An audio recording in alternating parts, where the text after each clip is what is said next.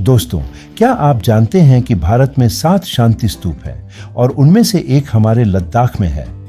या अगर मैं एक ऐसी जगह के बारे में बताऊं जहां आपको ऐसा लगता है जैसे आप चंद्रमा की सतह पर या किसी रहस्यमयी ग्रह पर हैं।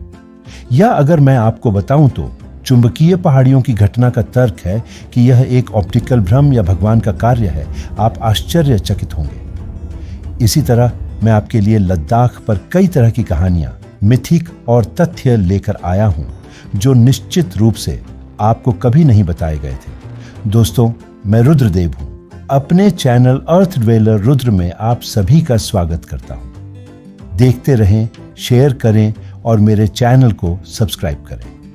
लद्दाख का पता लगाने की हमारी यात्रा की निरंतरता में यह हमारा दूसरा दिन था। नए दिन की शुरुआत बहुत सारे उत्साह के साथ हुई।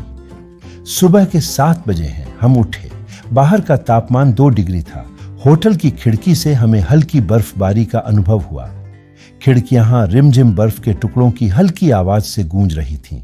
यह सचमुच एक अद्भुत दृश्य है। आज हमारे पास घूमने के लिए बहुत सारे रोमांचक क्षेत्र हैं। तैयार होने के बाद हम नाश्ते के लिए डाइनिंग एरिया में चले गए।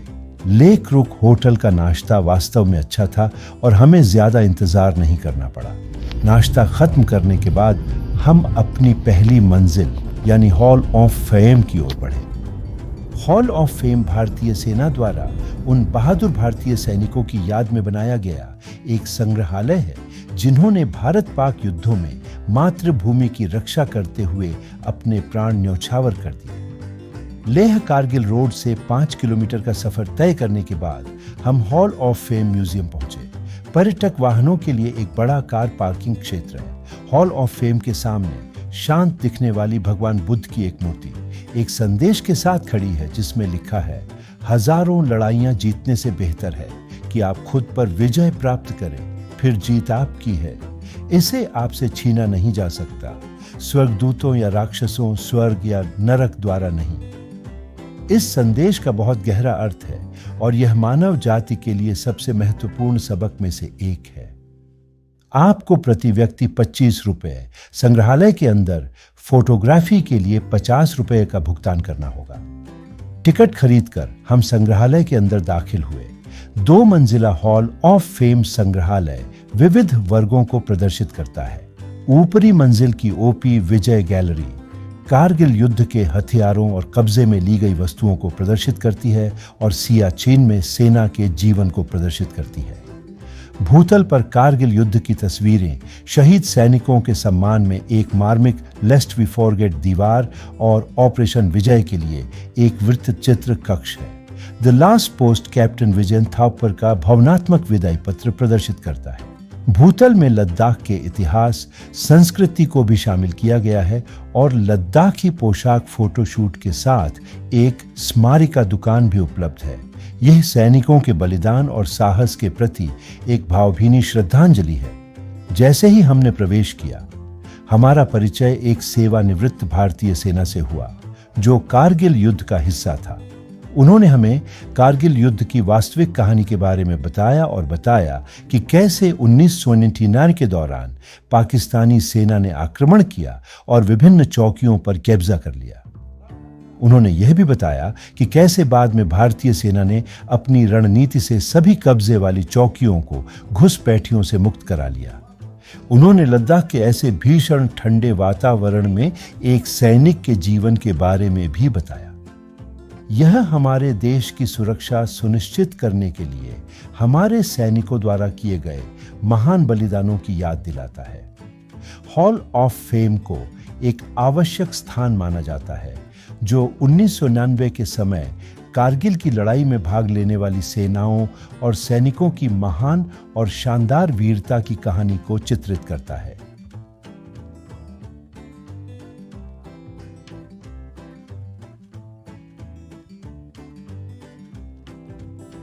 हॉल ऑन फेम को पीछे छोड़ते हुए हम श्रीनगर लेह रोड से आगे बढ़े।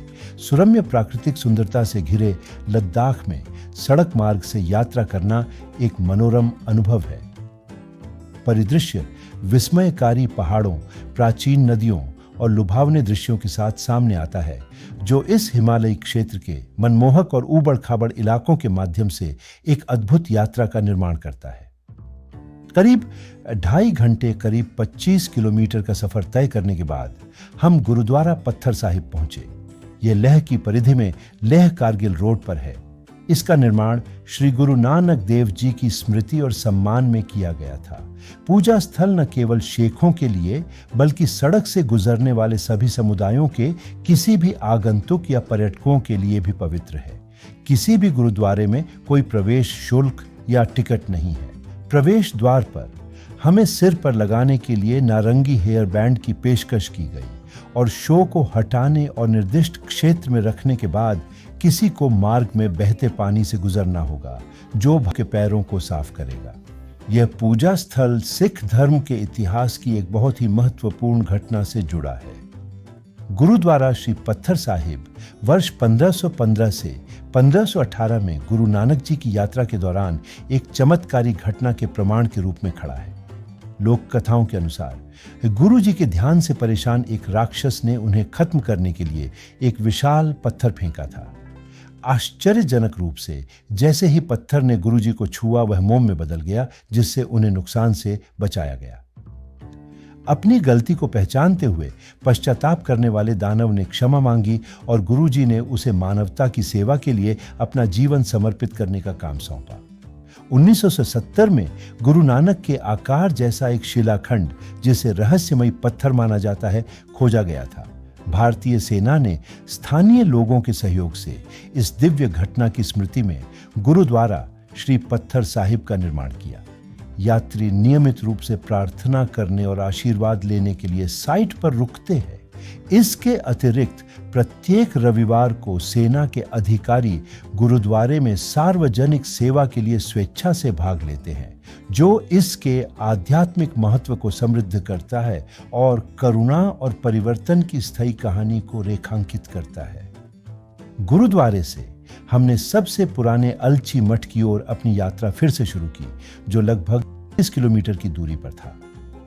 अलची मठ, जिसे अलची गोम्पा के नाम से भी जाना जाता है, भारत के लद्दाख के अलची गांव में स्थित एक बौद्ध मठ है।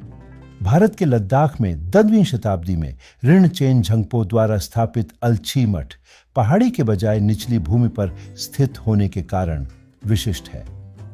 यहाँ टिकट की कीमत 50 प्रति व्यक्ति है। प्राचीन बौद्ध परिसर में दुखांग जैसी संरचनाएं और 3 मुख्य मंदिर शामिल हैं, जिनमें भारतीय और तिब्बती कलात्मक प्रभावों के मिश्रण को दर्शाते उल्लेखनीय भित्तिचित्र हैं।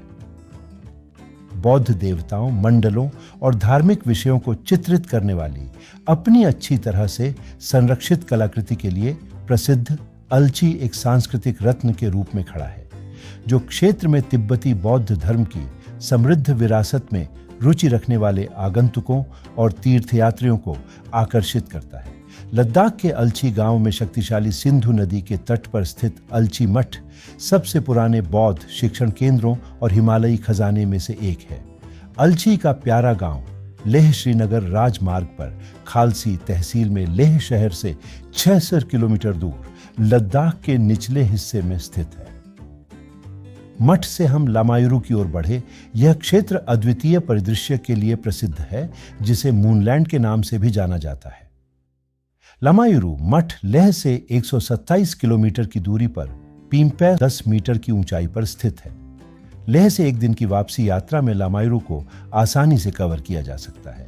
लामायुरू अपने मठ और अपने चंद्र परिदृश्य के लिए जाना जाता है, जिसे पर्यटकों के लिए चंद्रमा परिदृश्य के रूप में प्रचारित किया जाता है। अपनी शानदार विषम भूवैज्ञानिक संरचनाओं के कारण यह परिदृश्य निश्चित रूप से अविश्वसनीय है, हालांकि यह लामायुरू के लिए अद्वितीय नहीं है। लामायुरू मठ प्राचीन है, जिसे मूनस्केप में बनाया गया है।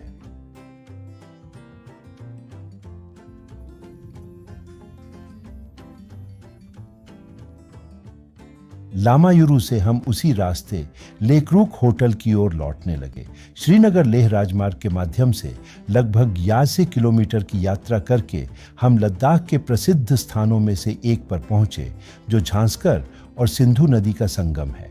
सिंधु और झांसकर नदियों का संगम, जिसे आमतौर पर संगम कहा जाता है, यात्रा कार्यक्रम में एक महत्वपूर्ण स्थान रखता है, खासकर पैकेज टूर पर जाने वालों के लिए। संगम पहुंचने से ठीक पहले एक दृष्टिकोण है जो दो अलग अलग रंग के जल स्रोतों के विलय का एक शानदार दृश्य प्रदान करता है। केंद्र शासित प्रदेश लद्दाख की जांस्कर घाटी से आने वाली जांस्कर नदी निम्मू में सिंधु नदी से मिलती है और आगंतुकों को एक शानदार दृश्य प्रस्तुत करती है। सिंधु लद्दाख की जीवन रेखा है जो घाटी की शुष्क भूमि को सिंचित करती है। प्रकृति की सुंदरता का आनंद लेने के लिए बड़ी संख्या में पर्यटक संगम पॉइंट पर आते हैं। साथ ही यह एक रिवर राफ्टिंग पॉइंट है जहां साहसिक प्रेमी रिवर राफ्टिंग के रोमांच का अनुभव करने आते हैं। संगम स्थल पर एक नदी का गंदा पानी दूसरी नदी के नीले पानी से मिलता है और एक सुंदर दृश्य प्रस्तुत करता है। लेह से लगभग 30 किमी की दूरी पर स्थित मैग्नेटिक हिल को एक पीले साइन बोर्ड द्वारा चिह्नित किया गया है, जिस पर लिखा है वह घटना जो गुरुत्वाकर्षण को परिभाषित करती है। यह आपको अपने वाहनों को सड़क पर एक सफेद बिंदु से चिह्नित बॉक्स में पार्क करने का भी निर्देश देता है, जिसे चुंबकीय सड़क के रूप में जाना जाता है। बताए गए स्थान पर वाहन खड़े करने पर करीब 20 किलोमीटर प्रति घंटे की रफ्तार से आगे बढ़ने लगते हैं। मैग्नेटिक हिल ट्रांस हिमालयी क्षेत्र में लेह कारगिल श्रीनगर राष्ट्रीय राजमार्ग पर स्थित है। झांस्कर सिंधु संगम स्थल से घटना स्थल तक पहुंचने में लगभग 10-12 मिनट लग गए। मैग्नेटिक हिल के पूर्व में सिंधु नदी बहती है, जिससे आसपास का वातावरण फोटोग्राफर के लिए आनंदमय हो जाता है। इन चुंबकीय पहाड़ियों के पीछे क्या रहस्य है? क्या वे सचमुच चुंबकीय हैं? खैर, कुछ दिलचस्प सिद्धांत हैं। सिद्धांत 1, ऑप्टिकल भ्रम। चुंबकीय पहाड़ियों की घटना पर संदेह करने वालों का तर्क है कि यह एक ऑप्टिकल भ्रम है जो ऊपर की ओर ढलान को दर्शाता है। यह भ्रम आसपास के पहाड़ों द्वारा बाधित क्षितिज से उत्पन्न होता है, जिससे ढलान की दिशा को समझना चुनौतीपूर्ण हो जाता है।